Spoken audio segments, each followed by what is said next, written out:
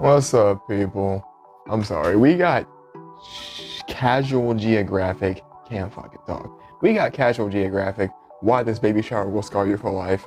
I don't know what baby shower it is. The freaking thumbnail looks like, I don't even know. I don't even want to tell you what I thought it looked like for a second. But let's check this thing out. Let's learn. We're here, about to learn some things about some animals that I never knew existed, because this is where it's always. Hyenas are one of the dominant predators in all of Africa. They also have a childhood that makes me think someone upstairs had some very real beef with the doormat of Lion King. And it's one of those things where the more you look at it, the worse it gets. So, let's talk about it. Let's talk about why if you start the game of life as a hyena, you might be better off uninstalling.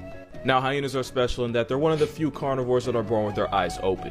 In comparison, lion cubs are born Stevie wondering about the world around them. And wolf pups can't see or hear for the first 2 weeks of their existence. And unlike other carnivores, hyena cubs' muscles are ready to go as soon as they come out. The problem is hyena cubs are also born with a full set of sharp teeth and the full intent to use them. Because the moment hyena cubs are born, they'll immediately start running phase with their siblings. And this isn't that cute Discovery Channel play fighting kind of thing. Nah, they're actively trying to become an only child in the worst way possible. It's so bad that 1 in every 4 hyena cubs born get Mufasa before they ever leave the den. Wow. 1 in 4. I want you to remember that number. It's going to be important later. And it's the female cubs that are the most homicidal. Because female cubs are flushed with higher levels of testosterone than the males. And since hyena society is feminism on steroids, a female cub that flatlines her own sister has one less rival to worry about down the road. Which is why when hyenas start life, it is literally, and I know this word gets abused, but it is literally on sight. In some occasions, older cubs will gang up on the weaker sibling and then turn them into past tense while the mother's not paying attention. That's messed up, man. And to somehow make it worse, because it always does, the mother hyena's milk is actually really high in nutrients. Now, why would that be a problem? Unlike lions and wild dogs, mother hyenas can actually afford to leave their cubs alone for several days, even up to a week to go hunt, since the cubs can live off the milk. Leaving these murder mongooses unsupervised means a tired mother can come back from a long hunt only to find out one of her cubs got turned into a hashtag by one of its siblings. And that's why for every 3 cute hyena pictures you find on Google, there's a cub that didn't live long enough to get its picture taken because it got put in a pack by its own sister. And that's assuming it survived the jihad of being born. You knew this was coming. Because female hyenas have a... I'ma call it a Richard. You know, because Richard's short for... Yeah, you get it.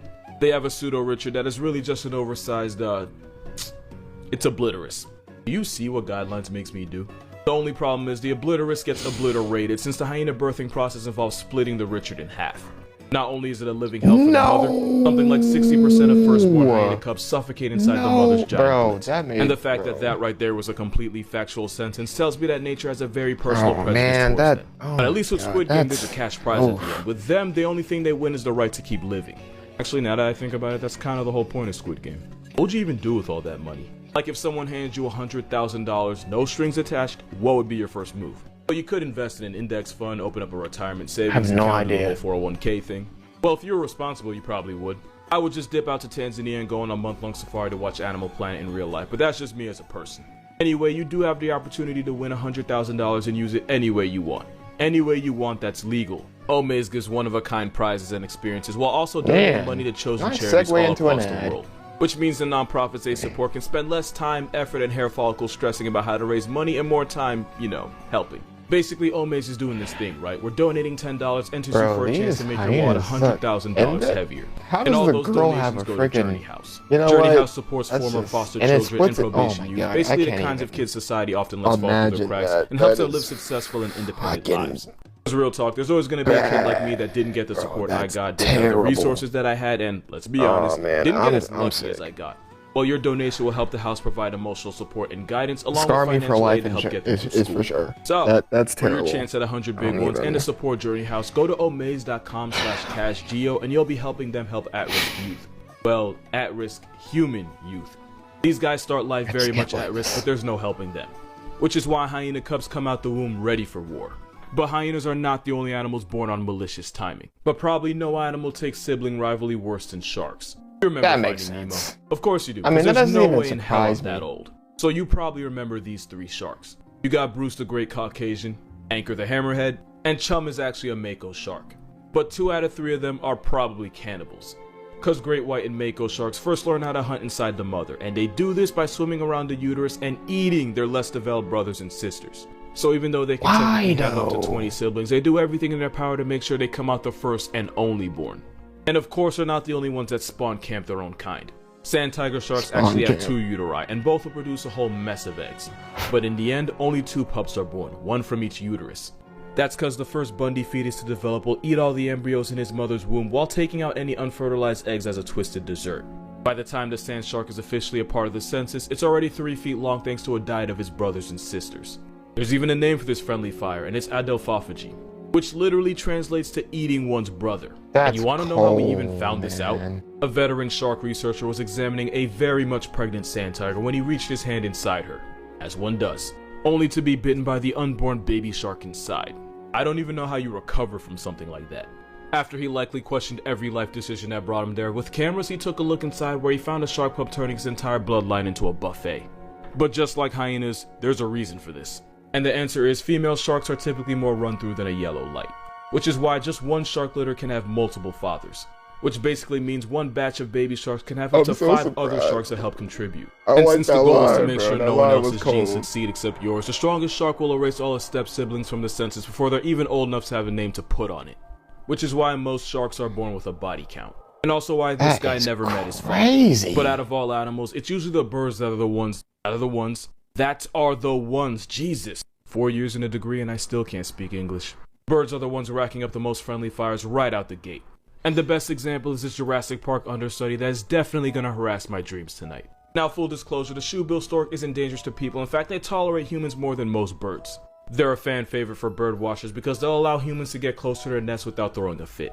And for a dinosaur whose scientific name is literally B-Rex, they're only a threat if you're like a fish or something. In fact, the only thing that should really be afraid of a shoebill is a smaller, younger shoebill. Because the stronger, older shoebill will beat Billy and bludgeon the weaker little brother into oblivion. And unlike hyenas who will often try to break up the fights, the sadistic shoebill parents will often watch and even encourage this behavior. The parents will only feed the strongest chick and will often refuse to acknowledge the existence of the other. In fact, the weaker chick's only purpose in life is to be a backup in case something happens to the first. Wow. That's all they are in their eyes, a plan B. Plan A stands for abort, because that's basically what they do to the beta chick that they refuse to waste resources on. All while getting actively griefed by its own nest mate. Just look at how they're looking at him. They're done with his shit. So as the older chick gets stronger and hogs all the attention, the Luigi of the two just gets weaker and weaker until eventually dies of a broken heart. And probably brain damage. Not to mention the whole dehydration starvation thing. But getting his skull caved in definitely doesn't help, because shoebill isn't just a name, they really got it on him. Also, random fact, shoebills often decapitate their prey. Yet nothing about it's pretty. Unconditional love might sound cute, but in nature it's very, very much conditional. And if the terms and conditions aren't met, the runt gets terminated. I still can't get over this picture. I don't know if they know English, but they definitely know the word pathetic. Yeah, that unconditional love thing, it's a lie. But what's also a lie is that shoebill storks aren't even real storks. This animatronic looking paralysis demon is actually a part of the pelican. Animals are freaking which ruthless, puts this Five Nights at man. Freddy's looking ass bird in the same family Their reunion own as the pelican. kids. Makes sense, they got a lot in common. I don't trust either based strictly off their appearance. Same soul-sapped eyes, same murder weapon of a beak, whatever fresh hell this is supposed to be. And the same pure disregard for the well-being of anything related to them. First of all, I already don't trust pelicans off principle. Something about pelican chicks being brought up on the half-digested corpses of recently unalived baby birds makes me seriously question their place in the natural order. Dude, what the hell? Watch this video if you didn't get that. But of course, pelican chicks are on the same timing as a shoebill. It's the same story where the stronger and meaner of the two testicle swans will beat the gizzards off the weaker sibling. Sometimes while the pelican parents disregard the bullied baby and refuse to give them anything. You remember Everybody Hates Chris, aka my televised autobiography? Then you'll remember Mr. Krabs reincarnated as a black father of 3.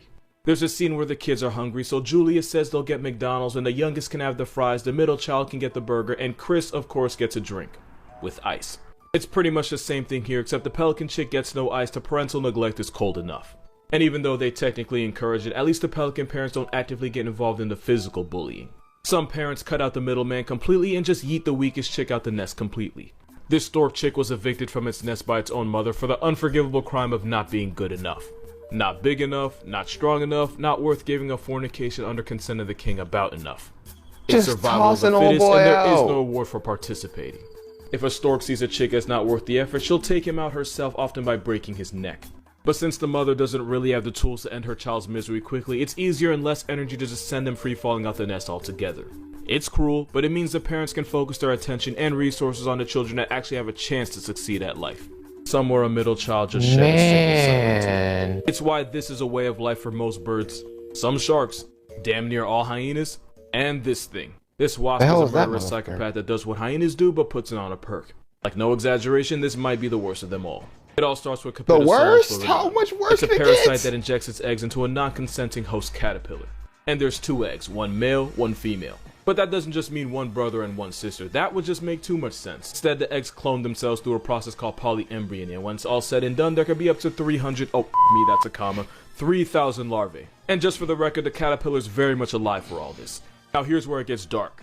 That hurts. While still inside the caterpillar, the brothers will actually fertilize the sisters. The problem is there's hundreds if not thousands of them, and you only really need 1 or 2 to fertilize them all. The rest are basically competition for the same resource, which is why some of the sisters are much bigger, much meaner, and equipped with a pair of jaws. These super soldiers go around murking and eating as many of the brothers as possible. As in, they instinctively seek them out and slaughter them, with very little if any discrimination. And these sister soldiers have no reproductive organs at all, meaning their only purpose in life, as in the only reason they exist, is to make sure most of the brothers don't. And the reason is because this mass male genocide means less competition in the future. There's only so much caterpillar to go around. Speaking of which, the caterpillar still has a pulse during all this, so he's the real victim here. And once again, since you only need a few males to keep the population numbers up, the cannibal sister soldiers just murder anything male on sight. Yeah, all of a sudden hyenas don't have it that bad. Imagine having a big sister whose primary purpose in life is making sure you don't have one. And once these sibling assassins finally end their kill streak, their life contract does not get renewed, they die as well.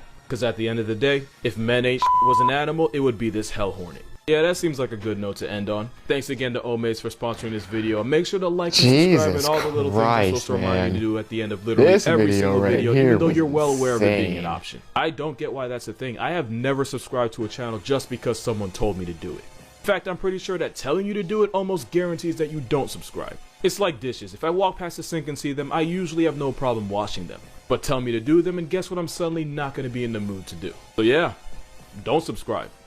If you wanted to, you would have done it already. Don't bother now. Anyway, I'll see you on the next one. That's a good approach. I like that approach. That's smart.